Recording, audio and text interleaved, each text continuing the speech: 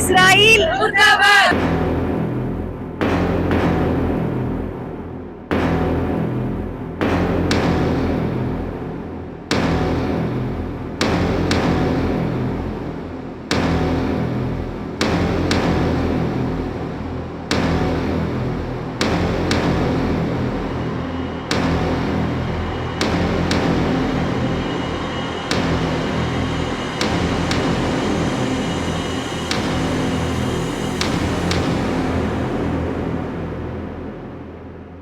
Bengaluru for Justice and Peace held a protest today at Freedom Park in solidarity with Palestine.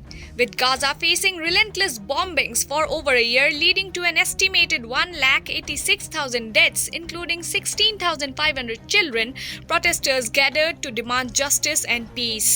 Many voiced concerns about the state government's double standards, accusing it of making business deals with Israel while ignoring the humanitarian crisis. They criticized the Congress party for engaging with Israeli authorities, pointing to the leaders like Health Minister Dinesh Gundurao and Deputy CM DK Shivkumar. Their message was clear: this violence needs to stop and innocent lives must be protected. Protesters are eager to see real accountability and support for Palestinian rights. Palestine के solidarity में बेंगलोर में नहीं पूरे कर्नाटका से लोग यहाँ पे आ रहे हैं। हमको बहुत जगह से फ़ोन कॉल आया कि हमको वहाँ पे खड़े होना है आपके साथ। ऐसे स्टेटस में जहाँ पे प्रोटेस्ट करने के लिए एक ही जगह है शहर पे, आपके पीछे एक पूरा शामियाना डाल के 1000 लोग दूसरा प्रोटेस्ट कर रहे हैं। तो हमको चाहिए कि हमारी आवाज़ पैलेस्टाइन तक रीच हो कि यूएस और इजराइल का जेनोसाइड जो 1 साल से ज़्यादा चल रहा है, 1 साल से हम देख रहे हैं लोग नॉन स्टॉप पैलेस्टाइन के ऊपर बॉम्ब्स डाल रहे हैं। स्कूल्स, हॉस्पिटल्स और रेफ्यूजी कैंप्स, हर जगह जहाँ पे सेफ होता है, सिविलियंस को टारगेट करते हुए लोग वहाँ पे बॉम्ब डाल रहे हैं इजराइल लोग। और उसको सपोर्ट करने के लिए अमेरिका से billions and billions of dollars have come. Western countries have continuously supported. India has fought against the British colonization. India has fought against colonization for all the time. And that's why we are in solidarity with Palestine. India has a history of being in solidarity with Palestine. India has created the space in New Delhi for Palestinian embassy. Our political leaders have stood by Yasser Arafat and many Palestinian movement leaders. Today we are seeing a shift. We are seeing a shift. Modi has started to, in the last 10 years, we are seeing Modi has started to have tie-ups with Israel by selling our companies, selling our public sector, selling arms, selling military technology, selling surveillance technology and fuel. They are selling it to Israel. We as the people of India want to stand against this tie-up with Israel and we call for a full arms embargo. क्योंकि वहाँ पे जो बेच रहे हैं वही weapons यहाँ पे आके हमारे कश्मीर में, बस्तर में, मणिपुर में ड्रॉप कर रहे हैं।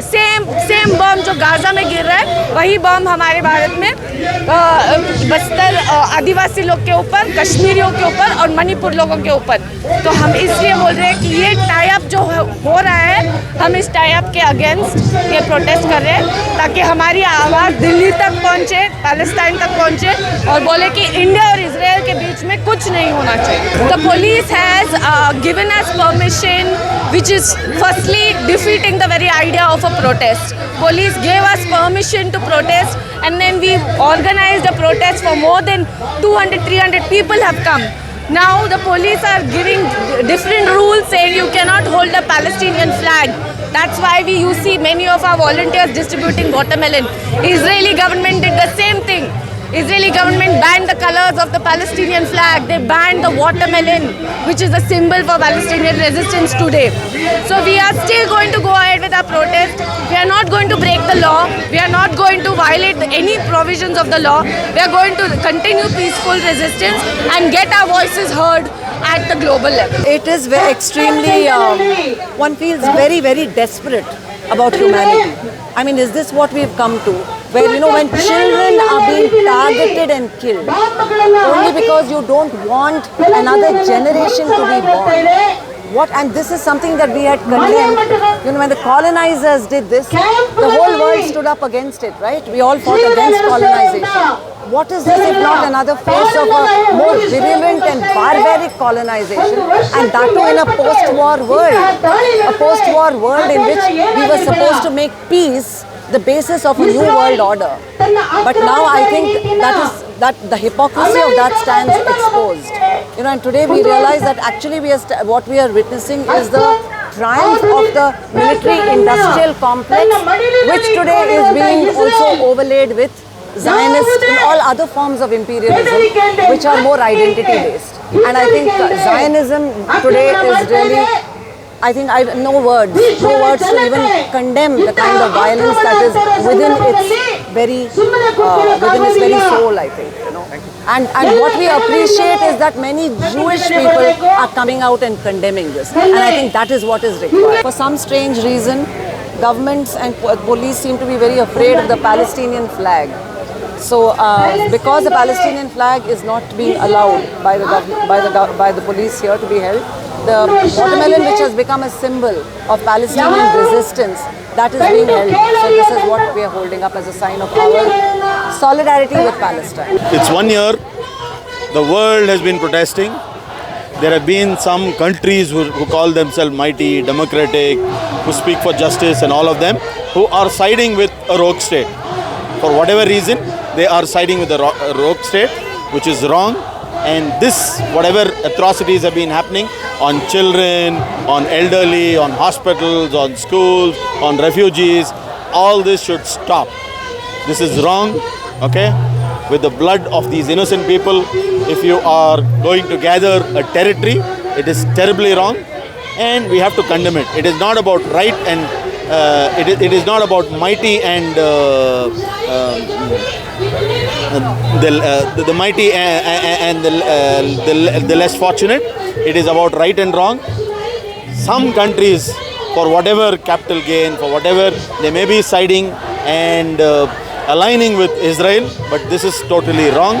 You have to align with what is right, and in this whole episode, Israel is wrong. It has done war crimes. It has to be booked, and countries should break ties with Israel, just like what happened years ago with South Africa with the apartheid thing. Such kind of stringent actions from the world should be taken against Israel. How do you think there's a much of manpower which has gone to Israel from India? It's very shameful. It's very shameful that we have a fascist government in India. It is very shameful that they are not only sending manpower, but they are also sending ammunition, we heard, okay, which is wrong. This also should stop immediately. And how do you see that there are some Andhbhakts who are actually celebrating the war between Israel and the current regime which is ruling India is an Islamophobic regime, okay, and anything against Islam, you see the fascist regime aligning with it. That should not be the policy of a country as diverse and great as India. We believe in the Constitution values, and what India aligned with for decades. We have always aligned with Palestine, and that should be our stand. The current fascist regime which is in India has been aligning. It has been doing double talk. It has been abstaining in certain places. It's been doing double talk. It's not taken a clear stance, which is wrong. It should take a clear stance and stand with Palestine. We'll have to see whether the protests have impact, but we need to immediately stop, as a country, all support of Israel. Institutions in our country have to stop supporting things which encourage what is happening in Israel. In particular, science institutions, trading institutions, commercial institutions must cease their implicit endorsement which is happening in the name of the Indian people. And also India is sending construction workers now to Israel. India has not stopped import of arms, export of arms in the name of cyber security and whatnot. All this has to stop right away.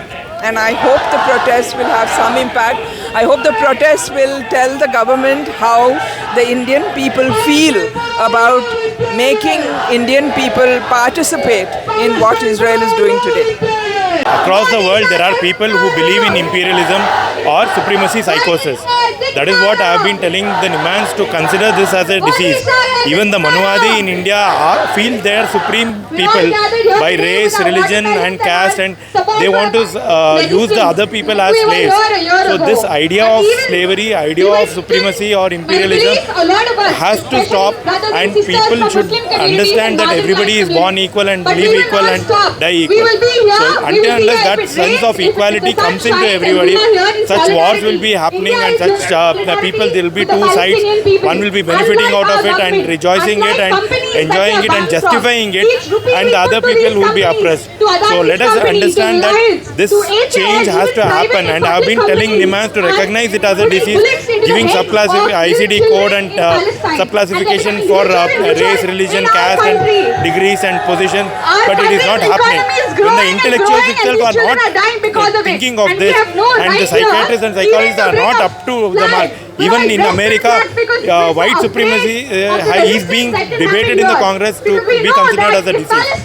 So until unless such things happen, truthfully, people will not understand the reality of this psychosis. This madness should stop, and people should live helping each other in a leave, let and live and love and let love policy, so that everybody will be happy and healthy and create a heaven on this earth. I've been following this now for quite a few decades, and since October 7th this has been unacceptable. You cannot bomb children, you cannot bomb women, you cannot invade another country, you cannot. There is international law and rules must be followed. It should be followed not just only for the global south, it has to be followed by America, the allies, and Israel, which is their vassal state in the Middle East. So this is unacceptable, because if there's no international rule of law, why are we all pretending, to be a global anything, right?